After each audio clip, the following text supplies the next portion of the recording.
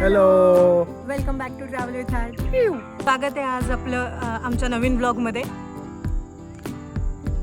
आज आपण इथे आलेलो आहोत. त्या ठिकाणाची थोडीशी माहिती घेऊ. आम्ही आज आलो आहे निळकंठेश्वर मंदिरात, जे की आहे पानशेतजवळ. पुण्यापासून अराऊंड एक 50-55 किलोमीटर असावं. तर तुम्ही मॅपमध्ये डायरेक्ट लोकेशन लावू शकता. तुम्हाला ऑलमोस्ट परफेक्ट लोकेशन आहे. तिथे खाली संपतं ॲक्च्युली थोडंसं ते, पण 1 किलोमीटर आधी. पण ठीक आहे, मग तिकडनं रस्ता आहे, कच्चा रस्ता आहे. रस्ता खूप घाणेरडा आहे. म्हणजे जिथे वळतो तिथे आपण ठिकाणी. बाकी पानशेतपर्यंत रस्ता ठीकठाक आहे. बाकी नंतरचा आतला रस्ता जेव्हा आपण निळकंठेश्वरला टर्न घेतो तिथला रस्ता जरा खराब आहे. आणि जिथनं पार्किंग करतो तिथनं वरती चालत जावं लागतं. तोही एक ॲडव्हेंचरस आहे रस्ता बऱ्यापैकी. याचा खूप काही मोठा ट्रेक नाही आहे, पण आहे, बऱ्यापैकी आहे. तर अंगावर आहे त्यामुळे जास्त प्रॉब्लेम होतो. मग घाटातनं जाताना गाडीला जे फिलिंग येत असेल ते आपल्या शरीराला येऊ शकतं.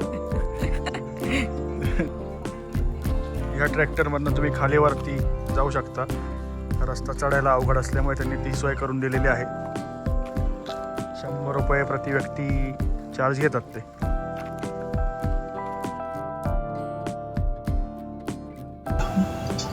हे मंदिर भगवान शिवाच्या नीलकंठ रूपाला समर्पित आहे. पौराणिक कथेनुसार समुद्र मंथनाच्या वेळी निर्माण झालेलं विष भगवान शिवांनी प्राशन केलं आणि त्यामुळे त्यांचा कंठ निळा झाला. त्यामुळेच यांना नीलकंठेश्वर असं म्हणतात. या मंदिराची रचना साधारणपणे अत्यंत साधी पण अत्यंत प्रभावी आहे. घंटेचा नाद आणि भोवतालचा निसर्ग मन अगदी स्थिर करून टाकतो. मंदिराच्या मागील बाजूने दिसणारा पानशेत धरणाचा नजारा हा या ठिकाणाचा खास आकर्षण आहे. तसंच इथं उभं राहून दूरवर पाहिलं की शब्द अपुरे पडतात. इथे आल्यानंतर वेळ कसा जातो ते कळतच नाही. खरंच छान नजारा आहे. मंदिराच्या प्रवेशद्वाराभोवती आणि संपूर्ण आवारात हिंदू पुराण कथांवर आधारित भव्य शिल्पकला पाहायला मिळते. या शिल्पांमधून आपल्याला समुद्रमंथनाची कथा तसेच विविध पौराणिक प्रसंग जिवंत झाल्यासारखे वाटतात. इथे आपल्याला दशावतार, अष्टविनायक, कालियामर्दन आणि इतर अनेक पौराणिक मूर्ती पाहायला मिळतात.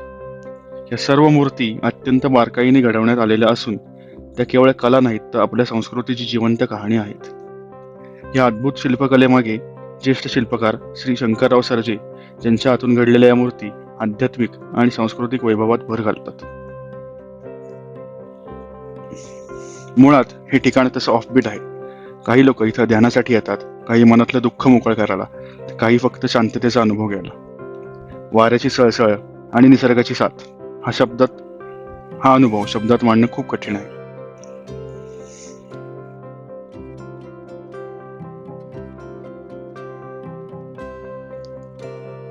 जर तुम्ही इथे यायचं ठरवत असाल तर काही टिप्स नक्की लक्षात ठेवा. पावसाळा आणि हिवाळा हा इथे येण्याचा उत्तम सीझन आहे. सकाळी लवकर किंवा संध्याकाळी येऊ शकता.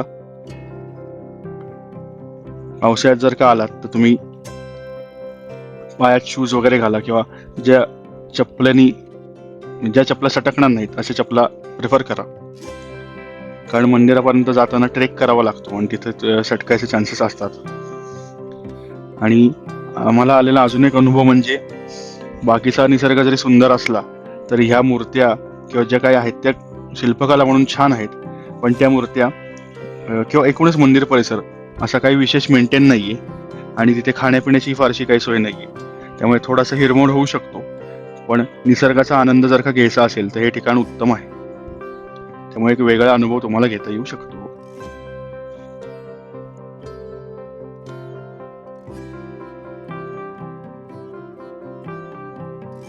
त्यामुळे ठीक आहे, पण आम्ही इतकं काय असं दमायला नाही झालं, पण ठीक आहे, मजा आली. आणि तुला काय वाटलं मंदिराबद्दल?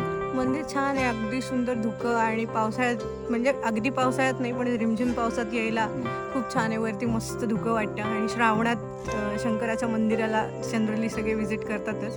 त्यामुळे आणि नुसतं शंकराचं नाही, बऱ्याच मूर्त्या आहेत तिथे. त्यामुळे छान प्लेझंट वाटतं.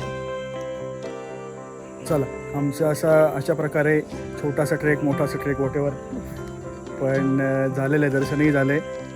तर आपण आज हा व्हिडिओ इथेच संपूयात. तुम्हाला व्हिडिओ आवडला असेल तर प्लीज लाईक शेअर आणि सबस्क्राईब करा आणि कमेंटमध्ये सांगा तुम्हाला अजून काही तुमच्या काही प्रतिक्रिया असतील तर. Thank you so much for watching. Thank you. Bye bye. Bye.